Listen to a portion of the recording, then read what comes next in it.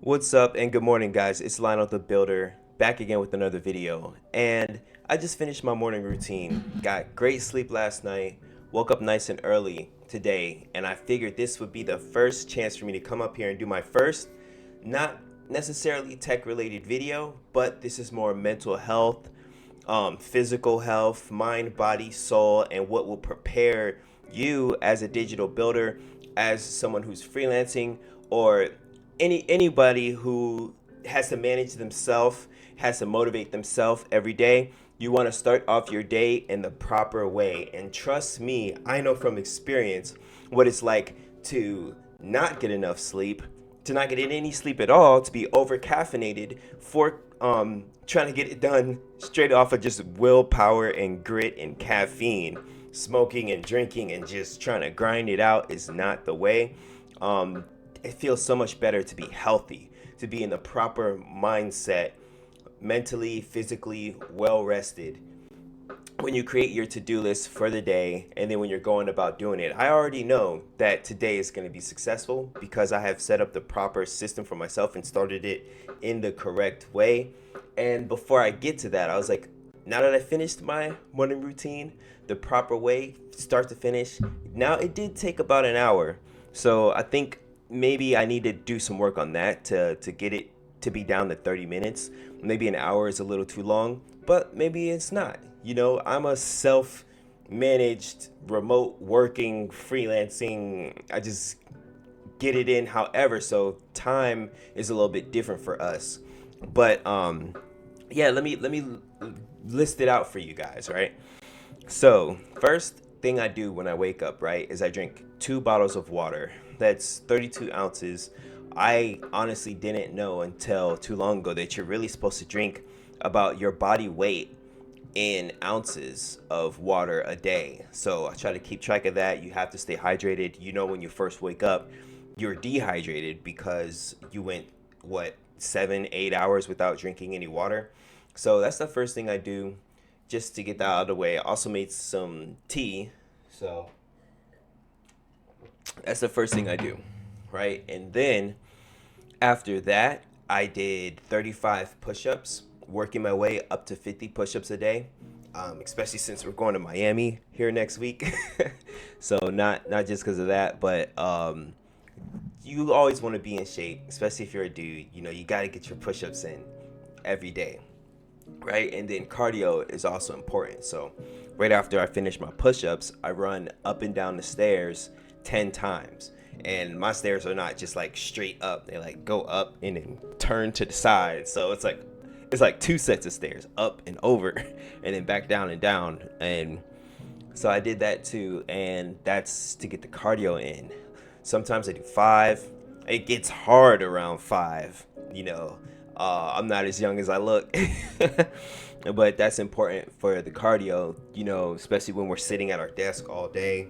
Um, you gotta have cardio. If you're not playing basketball these days, if you're not like going on runs and walks, which is also another thing that I need to do. My girl walks around the neighborhood every day. I probably should join her for that more often.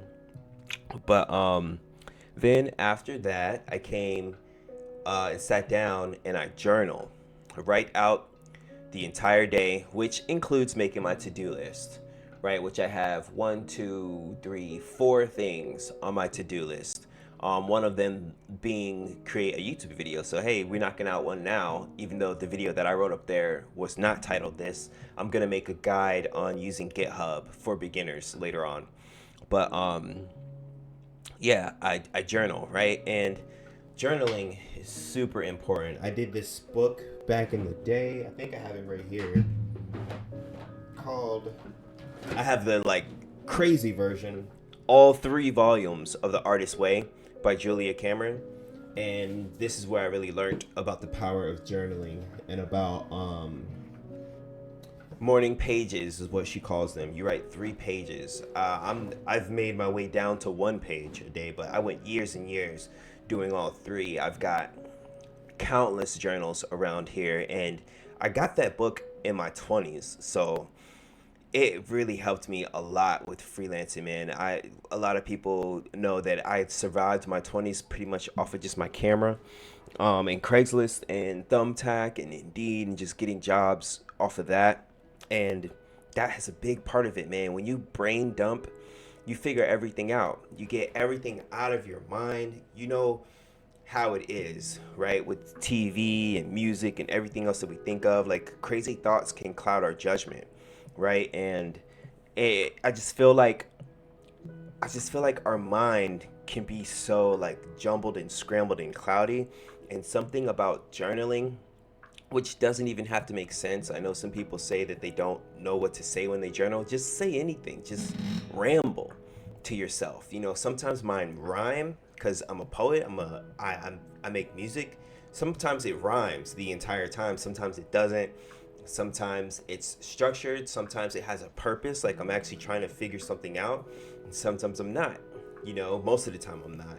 It's just random scribbles. Like you could even probably see it's just super random. Sometimes it's drawings. Like, look, that was a drawing, that one.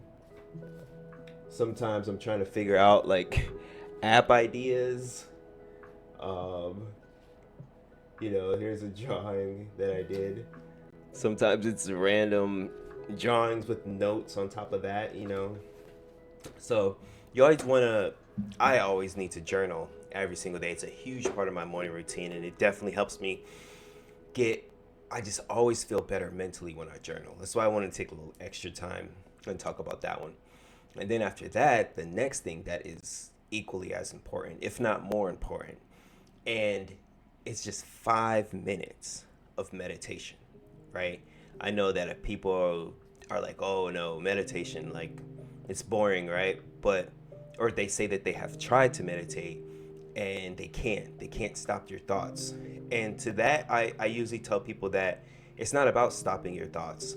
Stopping your thoughts is like super hard, super advanced. It could stress people out. And that's not the way to meditate, right? Especially if you're a beginner who's not used to meditating. I've been meditating since 2012 now, so what is this? 2024, man. It's like 12 years now. So it's like muscle memory to me now, and it's given me extreme control over my mind, extreme patience, extreme mental clarity. When I'm on my grind and I actually do it like every single day, which I have fallen off from where I was at my peak in the past, but I'm making my way back now. This YouTube channel and being a freelancer and focusing on my morning routine is going to help me get back to where I need to be.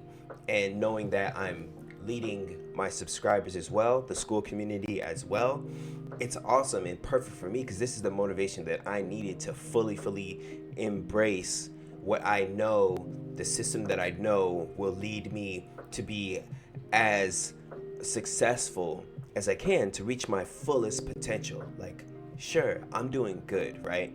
But it's all about doing the best that you can with the limited amount of time that we have on this planet, right? I want to be my absolute best so that when it's all said and done, wherever we end up, I know that I could say, man, while I was there, I was a real one and I got it in every way that you possibly could. Every way that I found out that was going to help me, I did that. You know what I mean? So meditation, this is a quick little meditation tutorial. I would say as long as you take the third person perspective, you're good. The way that I was taught to meditate was, and I love this analogy, right? Is to imagine yourself. And for first of all, before I get into the analogy, I'm gonna say that one thing that my mentor told me was, dog, if you got, look at your screen time, right?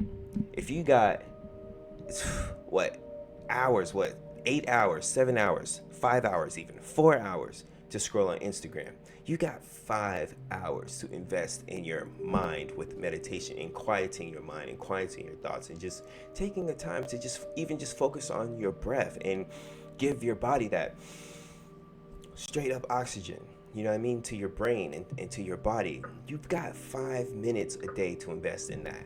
And they say that with meditation, like, it's so in consistency is what's important.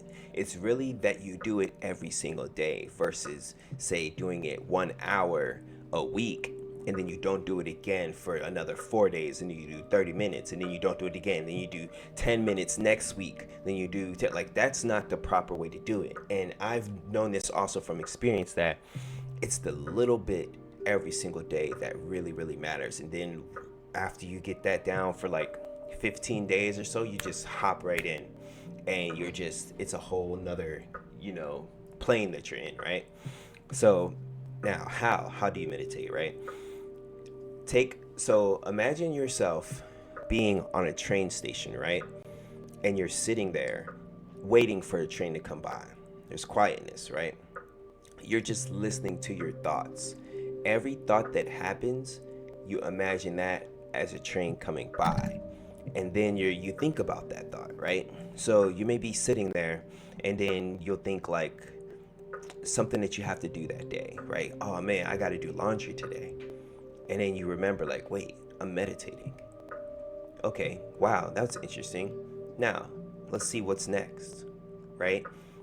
And then you'd be like, oh man, I should call my mom. I haven't called my mom in a while. Oh wait, I'm meditating. Okay, and you're breathing, right? And you're sitting there. And first you set like a 5 minute timer on your phone, and then you're like, okay, what else you got? Talking to yourself. What else do you got for me, right? And then you're sitting there waiting for the next train of thought, right? And then what happens is that time in between becomes longer and longer and longer as you go, and before you know it, it's nothing, right? It silences. And that feeling is an amazingly peaceful feeling. And it's a feeling that you can use whenever you're stuck in traffic, whenever you're waiting in line, whenever you're waiting for the movie to start, whenever you're waiting for anything to happen. You can tap into that peace that you will become accustomed to from your daily practice of meditating, right? And from your daily practice of going within like that. Also, anything, see, the problem with us as people in this time that we live in now, right? We're always running from that. We're always so scared of that, like, it could be trauma in there, man. And if you're, whenever, like, it could be something within you, right? That's really, really, really bothering you. That whenever it comes time to think about it, you distract yourself from it with Netflix, YouTube, video games, calling someone, texting someone, watching something, scrolling on something, right?